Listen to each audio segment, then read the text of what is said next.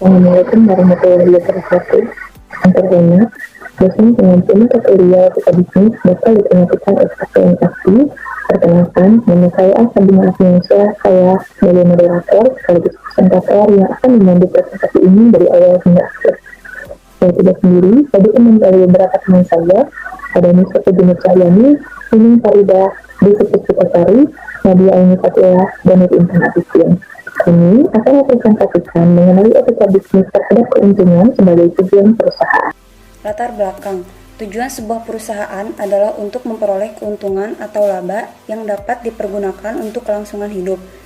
Mendapatkan keuntungan atau laba dan besar kecilnya laba sering menjadi ukuran kesuksesan suatu manajemen. Hal tersebut didukung oleh kemampuan manajemen dalam melihat kemungkinan dan kesempatan di masa yang akan datang. Manajemen dituntut untuk menghasilkan keputusan-keputusan yang menunjang terhadap pencapaian tujuan suatu perusahaan, serta mempercepat perkembangan perusahaan. Manajemen memerlukan suatu perencanaan dalam perusahaan untuk mencapai tujuan tersebut. Ukuran yang sering dipakai untuk menilai sukses atau tidaknya manajemen suatu perusahaan adalah dari laba yang diperoleh perusahaan. Penjelasan selanjutnya mengenai pendahuluan. Keuntungan termasuk definisi bisnis. Karena bisnis sering dilukiskan sebagai to provide products or service for profit. Menyediakan suatu produk atau jasa secara percuma tidak merupakan bisnis. Tidak bisa dikatakan juga bahwa setiap kegiatan ekonomi menghasilkan keuntungan. Keuntungan atau profit baru muncul dengan kegiatan ekonomi yang memakai sistem keuangan.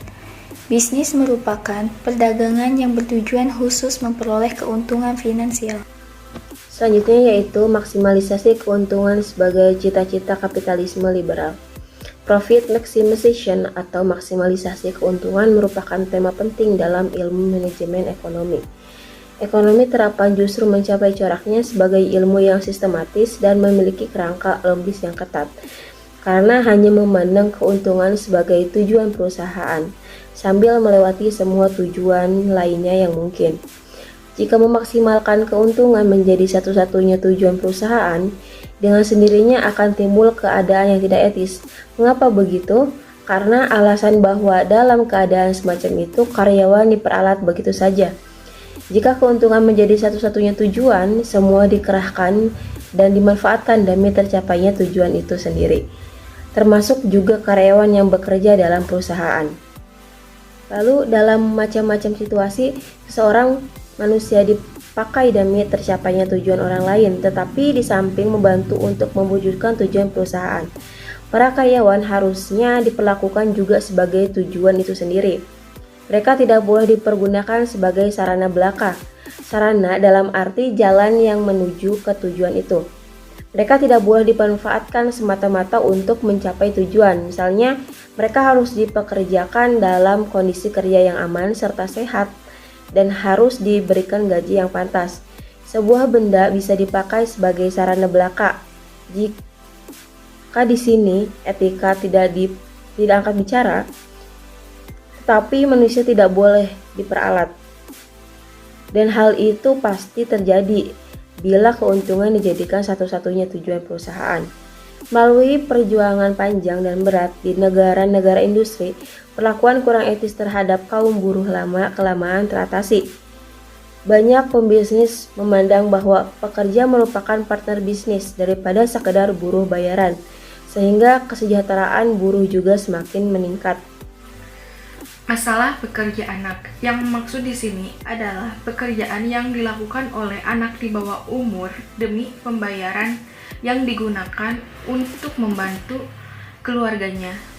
Dalam pekerjaan yang dilakukan oleh anak merupakan topik dengan banyak implikasi etis.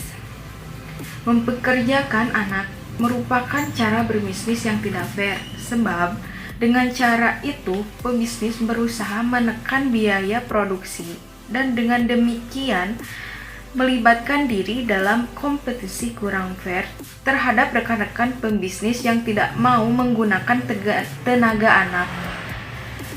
Karena menganggap hal itu cara yang tidak etis, pekerja anak juga dapat memperparah masalah pengangguran. Dalam Competition on the Right of the Child yang diterima dalam Sidang Umum PBB tahun 1989 diserahkan kepada masing-masing negara anggota untuk menetapkan usia minimum atau usia minimum untuk dapat memasuki lapangan kerja. Menurut pasal 32 nomor 2 bagian A, Organisasi Ketenagakerjaan Internasional atau ILO pada 1973 mengeluarkan konvensi tentang usia minimum untuk memperbolehkan bekerja, mengupayakan dan menetapkan usia minimum 18 tahun untuk pekerjaan berbahaya dan 16 tahun untuk pekerjaan ringan. Indonesia baru mengesahkan konvensi tersebut pada 1999 dan menetapkan usia minimum pada 15 tahun. Sebelumnya berdasarkan undang-undang dan dari 1951, batas minimum usia pekerja ditentukan pada 14 tahun. Adapun cara pencegahan pekerja anak yaitu 1. Pemberdayaan keluarga atau masyarakat melalui program pemberdayaan ekonomi, pemberdayaan sosial dan pemberdayaan budaya. 2. Peningkatan kesadaran masyarakat melalui sosialisasi substansi pekerja anak, penguatan nilai yang mendukung upaya pencegahan.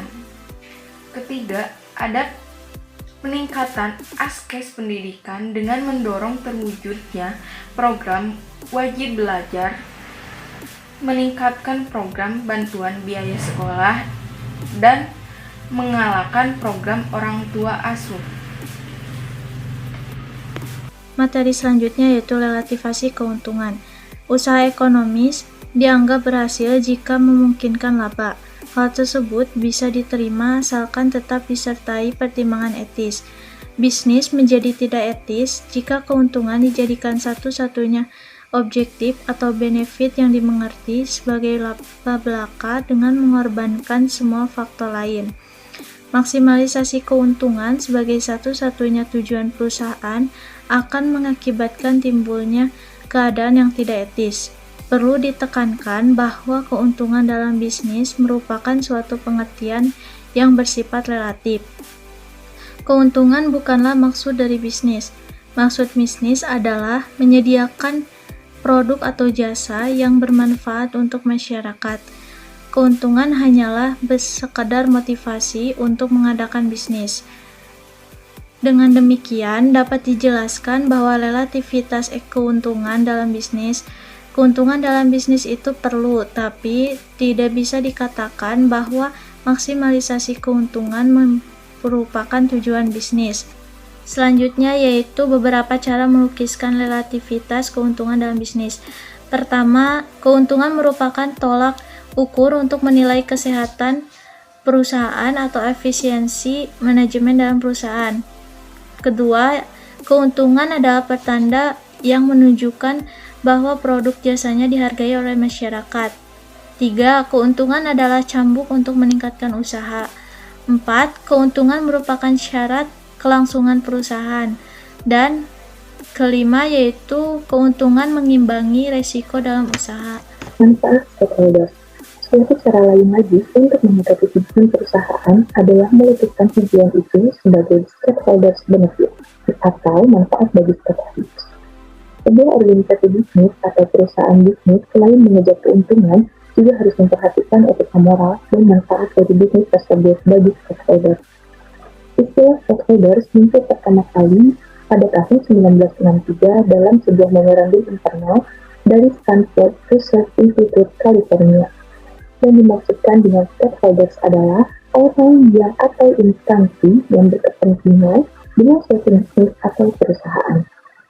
R. Edward Freeman menjelaskan stakeholders sebagai individu-individu dan kelompok-kelompok yang dipengaruhi oleh tercapainya tujuan-tujuan organisasi dan pada gilirannya dapat mempengaruhi tercapainya tujuan-tujuan tersebut. Dari beberapa paparan teman saya dan saya, maka saya akan menyimpulkan bahwa proses maximalizer atau maksimalisasi keuntungan merupakan tema penting dalam manajemen ilmu ekonomi.